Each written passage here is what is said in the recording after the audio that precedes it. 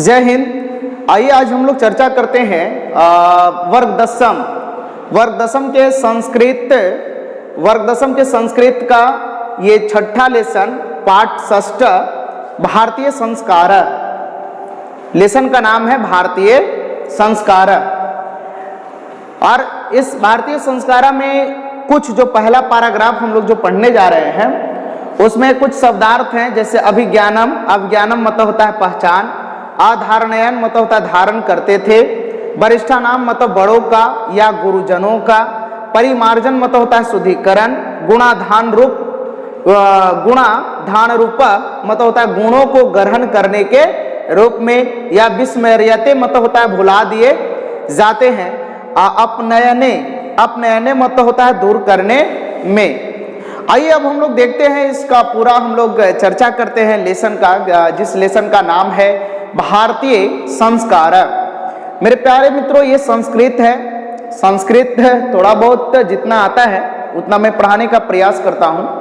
आप लोगों से मेरा आग्रह है कि आप लॉकडाउन की स्थिति में अभी घर में हैं, आप बैठे हुए हैं, आराम कर रहे हैं, तो आराम करने की जरूरत नहीं है। आप सोच रहे होंगे कि नहीं परीक्षा लेट होगी, परीक्षा डिले होगा, या फिर सीबीएसई वालों की तरह रिजल्ट ही डायरेक्ट दे दिया जाएगा क्या? नहीं, वैसा नहीं होगा। पिछले लोग भी कुछ लोग सोचे जो नहीं पढ़ने वाले थे, उन लोगों ने भी सोचा कि 2020 में परीक्षाएं नहीं होगी, लेकिन हम लोगों ने बार बार उन लोगों को बोला कि मेरे प्यारे मित्रों, आप लोग सभी को लगे रहें, जितने भी छात्र एवं छात्राएं हैं आप सभी को लगातार अध्ययनरत रहें, पढ़ते रहें, और सरकार परीक्षा लेगी। निश्चित तौर पे जो बोर्ड है हमारा बिहार विद्यालय परीक्षा समिति, ये टाइम पे परीक्षा करवाएगी, और अंतोगत्वा वही हुआ जो होना चाहिए था। परीक्षा हुई और बच्चे लोग परीक्षा दिए। आइए विशेष चर्चा न करते हुए हम आप लोगों से आग्रह करेंगे कि आप लोग घर में अगर हैं तो कम से कम धातु रूप, शब्द रूप इतना कम से कम कंप्लीट रखिए। धातु रूप, शब्द रूप और थोड़ा सा प्रत्यय देखिए, अपने से देखिए, प्रत्यय को अपने से देखने का प्रयास करें। बाकी संस्कृत व्याकरण पे फोकस करने की जरूरत है, संस्कृत व्याकरण पे फोकस करने की जरूरत है। बाकी बुक का बात अगर जब आएगा तो बुक्स को हम लोग बहुत आसानी तरीके से सॉल्व कर देंगे, इसमें कोई दिक्कत नहीं होगा, किसी भी प्रकार का दिक्कत नहीं होगा। बुक को मैं पढ़ा करके ऑलरेडी प्रत्येक लेसन का वीडियो मैं बना दूंगा, और उसका क्वेश्चन आंसर भी आप लोग देख लेंगे। आप चाहें तो इसका पासपोर्ट भी एक ले करके पढ़ सकते हैं। बहुत से लोग कहेंगे पासपोर्ट से नहीं पढ़िए, लेकिन मैं कहता हूं पढ़िए, कोई दिक्कत नहीं है। पासपोर्ट बना है पढ़ने के लिए ही ना, तो आपको पढ़ने की जरूरत है। आप पढ़िए, उसको ईमानदारी से समझने का प्रयास कीजिएगा। नंबर लाने की जरूरत है, मेरिट में दिमाग में बैठाने की जरूरत है, सब कुछ याद करने की जरूरत है। बाकी आप नंबर आपका आ जाएगा, मेरिट में जब आपका बैठ जाएगा तो आप कहाँ से पढ़े, कैसे पढ़े, किससे पढ़े, वो मायने नहीं रखता है। इसलिए आप लोगों से आग्रह है कि आप लोग सभी को मेहनत करते रहें। और एक बात को याद रख लीजिए, कहावत में कहा गया है कि चल पड़ा जब राह में तो मंजिल समझ लो पास है। चल पड़ा जब राह में तो मंजिल समझ लो पास है, रुक गया घबरा कर वह जिंदा नहीं वह लाश है। रुक गया घबरा कर जो जिंदा नहीं वह लाश है। मेरे प्यारे मित्रों, जब आप मंजिल पाने के लिए आप चल दिए हो, जब आपको लग रहा है कि नहीं मुझे मंजिल को पाना है, एक अंदर में एक आग होना चाहिए, एक ज्वाला होना चाहिए, अपने अंदर के ज्वाला को भड़काते रहिए, और निश्चित तौर पे एक न एक दिन आप मंजिल को पाइएगा। याद रख लीजिए, इतिहास बदलने वाला के अंदर में ज्वाला उत्पन्न होना चाहिए, और जब तक ज्वाला उत्पन्न नहीं होगा तब तक आप इतिहास नहीं बदल सकते हो। इसलिए आपके अंदर में एक ज्वाला उत्पन्न होना बहुत जरूरी है। आप पढ़ने के प्रति तत्पर रहें। आप सोच रहे होंगे कि गर्मी किया हुआ है, अभी इतना टेम्परेचर में पढ़ना पड़ेगा। हाँ, पढ़ना पड़ेगा, मैं बोलता हूं आपको पढ़ना पड़ेगा। बिना पढ़े हुए आप कुछ भी हासिल नहीं कर सकते हैं। याद रख लीजिए, आपका एक सुनहरा भविष्य जा रहा है। आपको पढ़ना पड़ेगा, ईमानदारी से पढ़ना पड़ेगा, मेहनत करना पड़ेगा, आपको खुद पढ़ना पड़ेगा, रात दिन एक करके पढ़ना पड़ेगा, और इतना मेहनत करना पड़ेगा कि याद रखिएगा इतिहास बदल जाना चाहिए। आप कोई दिक्कत नहीं है। कुछ लड़के ऐसे हैं जो 8वां नहीं पढ़े, 7वां नहीं पढ़े, लेकिन 9वां अच्छा से पढ़े, या 9वां भी चलो कोई अच्छा से नहीं पढ़ा, 10वां में आप इतना अच्छा से मेहनत कर दीजिए ताकि गांव घर अगल बगल मोहल्ला समाज के लोग कहे कि अरे इसके अंदर में क्या परिवर्तन हो गया कि आज ये इतना अच्छा पढ़ने लगा, तो निश्चित तौर में ये परिवर्तन होगा और आप लोग मेहनत करने के लिए तैयार रहिए। एकदम परिवर्तन तय है मेरे प्यारे मित्रों। संघर्ष करने वाला जंग जीतता है, मैदान मारता है और वही आगे बढ़ता है। कोढ़िया लोग आगे नहीं बढ़ता है। आप लोग संघर्ष कीजिएगा, मेहनत करते रहिए, आगे आप जरूर बढ़िएगा। ये मां सरस्वती का आशीर्वाद और कृपा है। आइए आज हम लोग भारतीय संस्कार को देखते हैं। भारतीय संस्कार कुल 16 प्रकार के संस्कार है भारत में, जिसमें जन्म से लेकर के मरण तक अंत्येष्टि संस्कार, अंतिम संस्कार अंत्येष्टि संस्कार के रूप में माना जाता है, जिसको हम लोग दाह संस्कार सनातन धर्म में कहते हैं। ये सबसे अंतिम संस्कार है मेरे प्यारे मित्रों। विवाह संस्कार हो गया, उसके बाद में मुंडन संस्कार हो गया। ये हमारे यहाँ 16 प्रकार के संस्कार माना जाता है। करा भारतीय संस्कृति अत्यंत वैशिष्ट्यम विद्यते यत् जीवने इह समय समय संस्कार अनुष्ठिता भवन्ति। अद संस्कार शब्द सीमितो व्यंग रूप्य प्रयुज्यते किंतु संस्कृत रूप कर्णमिदं भारतस्य व्यक्तित्वं रचयति। विदेशे निवसन्तो भारतीय संस्काराणां प्रति उन्मुख जिज्ञासावश्च पाठे अस्मिन् तेषां संस्काराणां संक्षिप्त परिचयो महत्वंच निरूपितम्। मेरे प्यारे मित्रों, कहने का मतलब हुआ कि भारतीय संस्कृति की एक महत्वपूर्ण विशिष्टता है कि इसमें जीवन में समय समय पर संस्कारों का अनुष्ठान होता है। मनुष्य के जीवन में समय समय पे संस्कारों का क्या होता है? अनुष्ठान होता है। आजकल संस्कार शब्द संकुचित व्यंग रूप में प्रयुक्त होता है। आजकल संस्कार शब्द संकुचित व्यंग रूप में प्रयुक्त होता है, परंतु संस्कृति का उपकरण यह भारत के व्यक्तित्व की रचना करता है। संस्कृति का उपकरण यह भारत के व्यक्तित्व का क्या करता है? रचना करता है। विदेश में रहने वाले भारतीय संस्कारों के प्रति चैतन्य और जिज्ञासु हैं। कुछ लोग जो विदेश में रह रहे हैं वो भी भारतीय संस्कार को समझते हैं, भारतीय संस्कार को बुझते हैं, भारतीय संस्कृति को समझते हैं कि अरे वाह, क्या अद्भुत देश है वो भारत, कितना अद्भुत देश वो भारत, जहां पे 16 प्रकार के संस्कार किए जाते हैं। दुनिया के ऐसा कोई देश नहीं है जहां इतना प्रकार के संस्कार और इतनी विविधतापूर्ण संस्कृति, इतनी विविधतापूर्ण प्राकृतिक सौंदर्य से भरा हुआ अपना देश भारत है। दुनिया का ऐसा कोई देश नहीं है जो इतना विविध तरीके से, इतना संस्कृति और सुव्यवस्थित तरीके से भरा पड़ा हमारा देश अपना भारत है। मेरे प्यारे मित्रों, हमारे देश से अगर कोई गद्दारी करने का कोशिश करे तो उससे मैं फाड़ के रख दूंगा। और आप लोगों से भी मेरा आग्रह है कि आप लोग सभी कोई लगातार अध्ययन करें, मेहनत करें और सुव्यवस्थित तरीके से आगे बढ़ने का प्रयास करें। करा इस पाठ में उन संस्कारों का संक्षिप्त परिचय एवं महत्व निरूपित किया गया है। संक्षिप्त परिचय महत्वंच निरूपितम। इस लेसन में कुछ संस्कारों के बारे में बताया गया है और हम आप सभी को उन सभी संस्कारों को सही तरीके से पढ़ करके, समझ करके और जानने का प्रयास करेंगे। मेरे प्यारे मित्रों, पहला पैराग्राफ में बताया गया है भारतीय जीवने प्राचीन कालतः संस्कार महत्व धारणायां प्राचीन संस्कृते विज्ञानम संस्कारेभ्यो जायते। अत्र ऋषीणां कल्पनासीत् यत् जीवनस्य सर्वेषु मुख्यावसरेषु वेद मंत्राणां पाठावरिष्ठानां आशीर्वाद होमा परिवार सदस्यानां सम्मेलनं च भवेत्। तत् सर्व संस्काराणाम् अनुष्ठाने संभवन्ति एवं संस्कार महत्वं धारयन्ति। किंच संस्कारस्य मौलिक अर्थ परिमार्जन रूप गुणाधान रूपश्च न विस्मर्यते।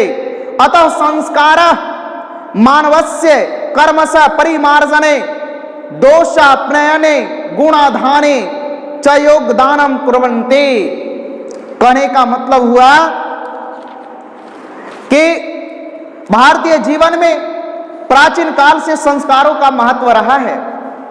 भारतीय जीवन में प्राचीन काल से ही संस्कारों का महत्व रहा है। प्राचीन संस्कृति की पहचान संस्कारों से होती है।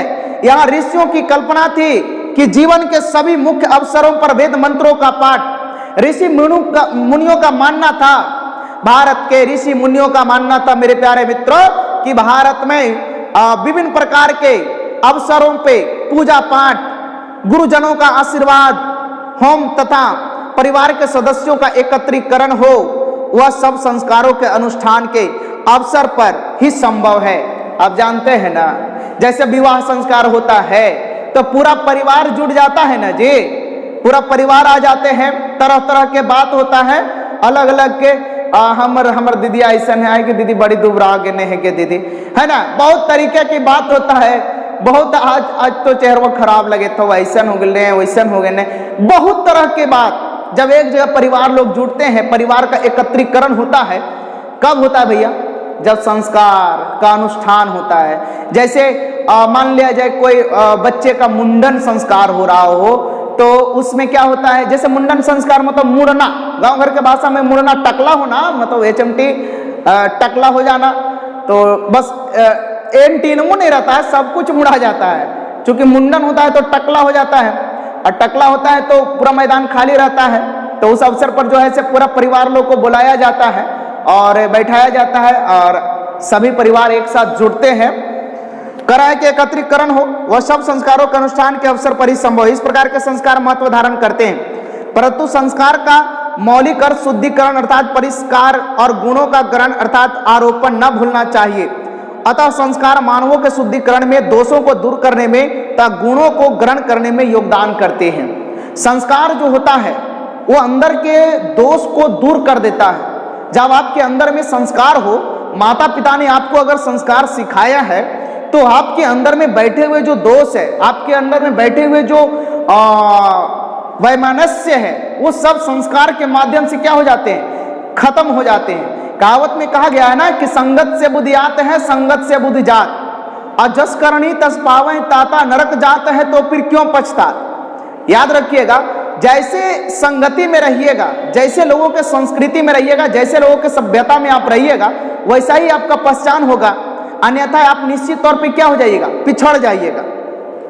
मानव के शुद्धिकरण में, दोषों को दूर करने में। आइए हम लोग दूसरा टॉपिक है, कर संस्कार प्रायण पंच विद्या संति जन्म पूर्वा त्रय शैशव षष्ठ शैक्षणिक पंच गृहस्थ संस्कार विवाह रूप एक मरणोपर्यंत संस्कारश्चक एवं षोडश संस्कार भवन्ति। जन्म पूर्व संस्कारेषु गर्भधानम पुंसवनम सीमांतो नयनम चेति त्रयो भवन्ति।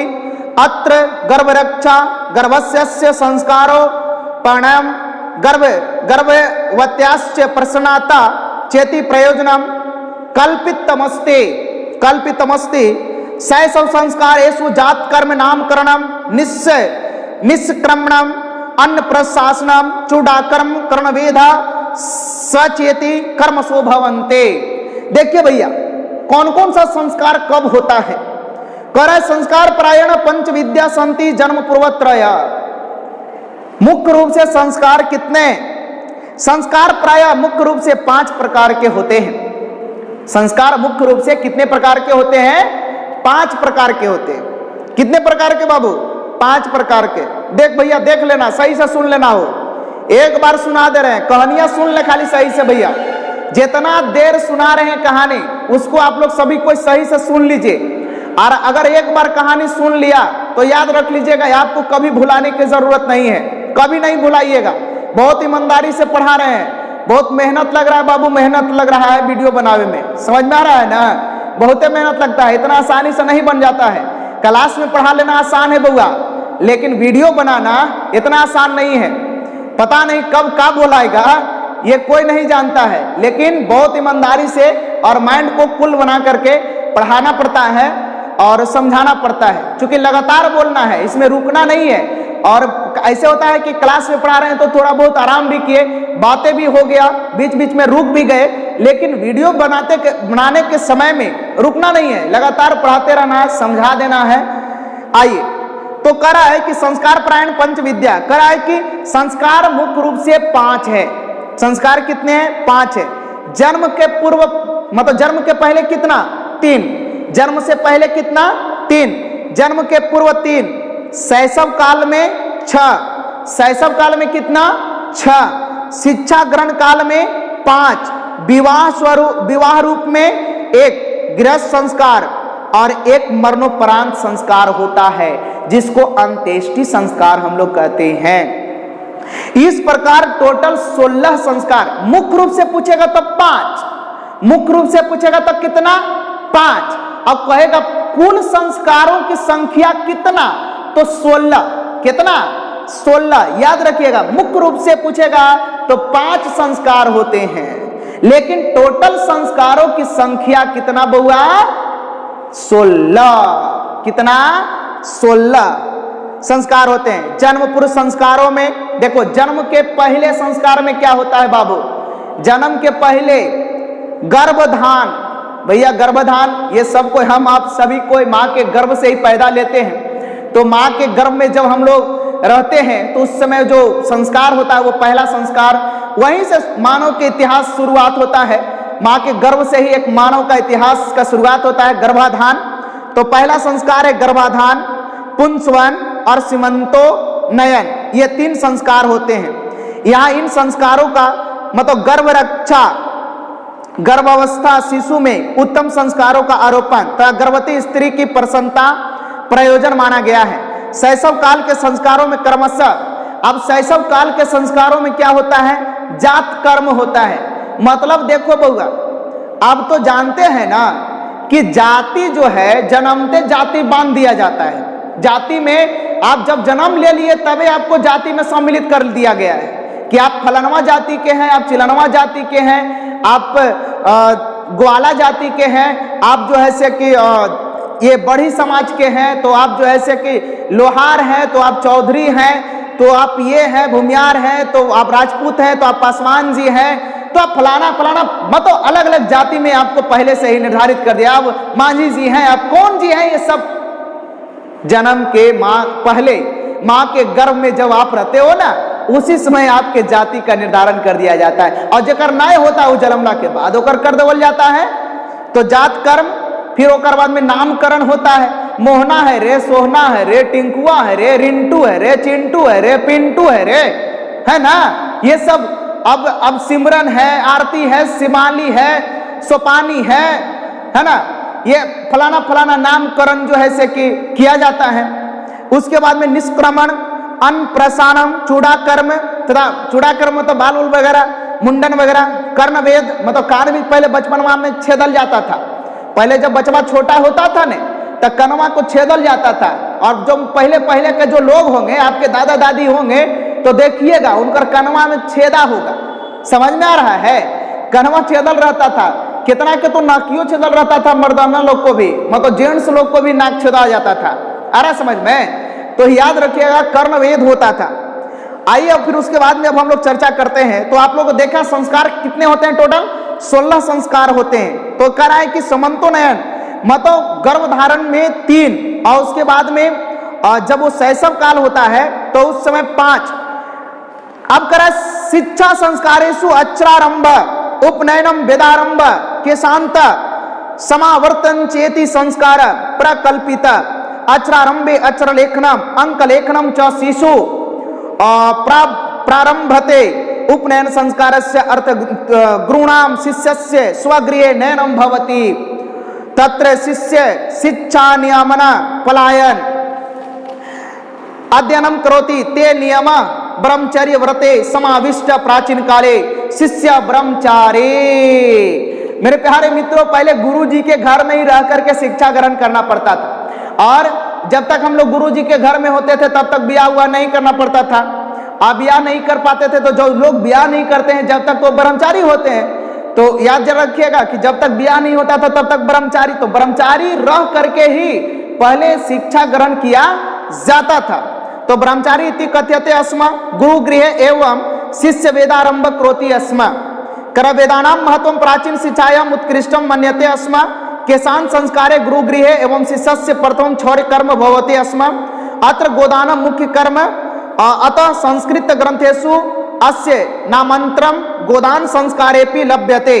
समावर्तन संस्कार अस्योद्देश्यम शिष्यस्य गुरुगृहात् गृहस्थ जीवने प्रवेश शिक्षावसाने गुरु शिष्यानाम उपदेश्य गृहं प्रेषयति।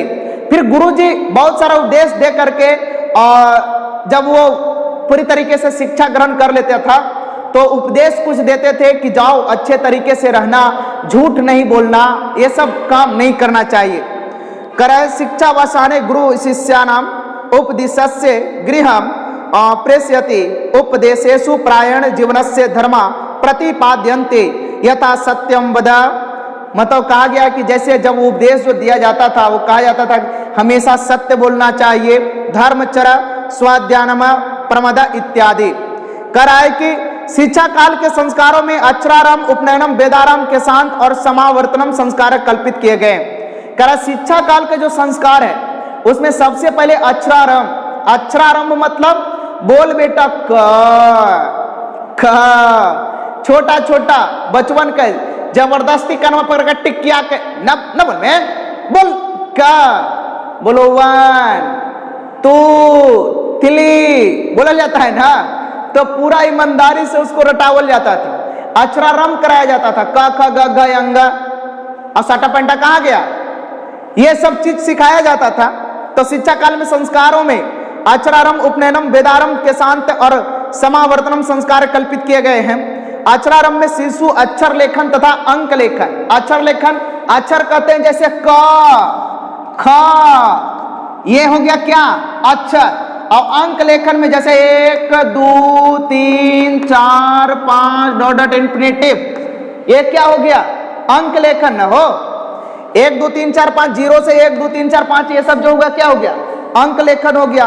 और अक्षरा लेखन में जैसे क ख ग घ अंग ये सब अक्षरा लेखन हो गया। करा उपनयन संस्कार का अर्थ गुरु द्वारा शिष्य को अपने घर ले जाना होता था। उपनयन संस्कार का अर्थ होता था कि गुरु जी शिष्य को कहां ले जाते थे, अपने घर ले जाना होता है। वहां शिष्य शिक्षा के नियमों का पालन करते हुए अध्ययन करता है, वे नियम ब्रह्मचर्य व्रत में शामिल है। प्राचीन काल में शिष्य ब्रह्मचारी कहा जाता था। प्राचीन काल में जो शिष्य होता था वो क्या कहा जाता था, ब्रह्मचारी कहा जाता था। कहा कि गुरु के घर पर ही शिष्य वेद का आरंभ करता था। प्राचीन शिक्षा में वेदों का अत्यधिक महत्व था। किसान संस्कार में गुरु के घर पर ही पहला क्षौर कर्म होता था, इसमें गोदान मुख्य कर्म था। इस कारण साहित्य ग्रंथों में इसका अन्य नाम गोदान संस्कार भी प्राप्त होता है।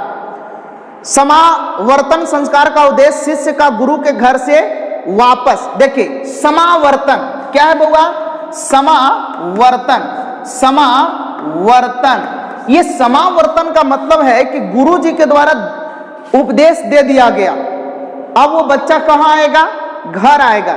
संस्कार में गुरु के घर पर ही पहला क्षौर कर्म होता था, इसमें गोदान मुख्य कर्म था। समावर्तन संस्कार का उद्देश्य शिष्य का गुरु के घर से वापस गृहस्थ जीवन में क्या करना, प्रवेश करना था। गृहस्थ जीवन में मतलब गृहस्थ जीवन का मतलब होता ब्याह हुआ कीजिए और अपने परिवार के साथ जिंदगी बिताइए, प्रवेश करना था। पहले ही ठीक था ना, अभी पढ़ने के बाद भी साला जितना दिन तक पढ़ते रहो, ब्याह हुए के कोई मतलब नहीं जब तक कुछ करेगा नहीं, है ना। अब पहले क्या होता था कि जब गुरु जी के घर से बाल ब्रह्मचारी से पूरा निर्विक्त हो गया, पढ़ लिख गया, तो अब जाओ तुमको शादी करे के आजादी मिल जाता था, गुरु जी लाइसेंस दे करके भेजाते थे। कभी कभी तो वहीं पर ही विवाह भी हो जाता था। ऐसा भी होता था कि कोई मान लिया जाए कि वैसा बाहर तरह से वैसा मतलब आया, विवाह हुआ का कोई माहौल आया तो वही गुरु जी ही विवाह करवा देते थे। लेकिन अब तो बड़ा दिक्कत है भैया, खैर ब्याह के बारे में ज्यादा नहीं बोलेंगे, है ना। करा समावर्तन संस्कार का उद्देश्य शिष्य का गुरु के घर से वापस गृहस्थ जीवन में प्रवेश था। शिक्षा समाप्ति पर गुरु शिष्यों को उपदेश देकर घर भेजता था। शिक्षा समाप्ति के बाद में गुरु जी उपदेश देते थे, जाओ बेटा ब्याह कर लेना, है ना। ब्याह के तो बात होवे करेगा, लेकिन उपदेश देते थे कि जाओ देखो हमेशा सच्चाई का साथ देना, ईमानदार बनने का कोशिश करना। जब भी ईमानदार जब तक आप नहीं बनोगे, याद रखिए, अब मान लिया जाए भविष्य में आप कोई मंदिर का पुजारी बनते हैं, कोई मंदिर का मान लिया जाए चंदा वसूलते हैं और मंदिरे का पैसा आप खा जाइएगा, चंदा का पैसा खा जाइएगा, याद रखिए वो सब बहुत शराब लगेगा। मेरे प्यारे मित्रों, जितने भी नौजवान युवा साथी हैं, मैं आप लोगों से आगाह करता हूं कि आप लोग कभी भी जीवन में याद रखिएगा, कभी भी श्रद्धा का पैसा नहीं खाइएगा। श्रद्धा मतलब जैसे भक्ति के रूप में जुटाए गए चंदा का पैसा का उपभोग नहीं कीजिएगा, उसको आप अपने जीवन में उसको ज्यादा यूज करने का कोशिश नहीं कीजिएगा। याद रखिएगा वो भी बहुत आपके लिए बर्बादी का निशानी बन जाएगा। इसलिए आप लोग से हाथ जोड़ करके निवेदन मैं करना चाहूंगा कि किसी भी प्रकार के चंदा का पैसा आप लोग खाने का कोशिश नहीं करेंगे। कोई भी हो, कोई भी नौजवान हो, कोई भी बंदा हो, आप लोग चंदा का पैसा खाने का कोशिश नहीं कीजिएगा। मंदिर का पैसा हो, जग का पैसा हो, किसी भी प्रकार का कोई पैसा अगर आपको लगे कि नहीं हम इसे खा जाएं, तो नहीं खाइएगा नहीं उसको। शिक्षा समाप्ति पर गुरु शिष्यों को उपदेश देकर घर भेजता था। उपदेशों में प्राय जीवन का धर्म प्रतिपादित होता था, जैसे सत्य बोलो, धर्म का आचरण करो, स्व अध्याय में प्रमाद मत करो इत्यादि। मतलब हमेशा सेल्फ स्टडी करते रहो।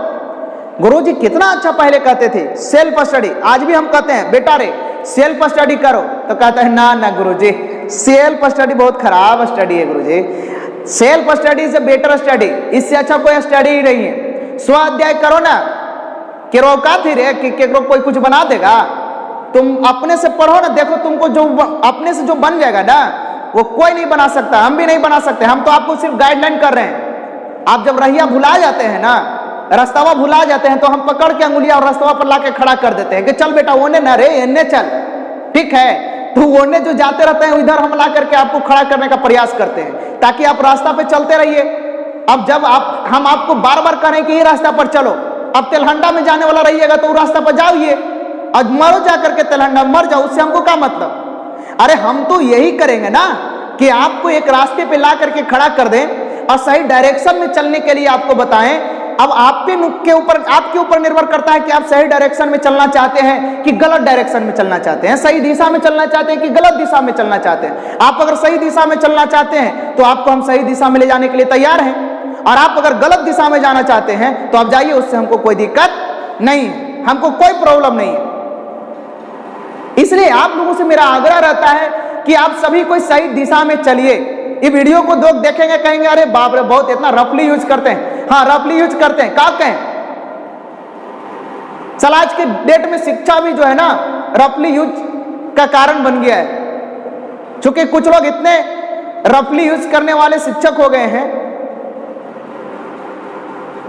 तो याद रखिए आप लोग मेहनत करें, आगे बढ़ने का कोशिश करें, और ऐसा भी थोड़ा सा समय के अनुसार बदलना पड़ता है।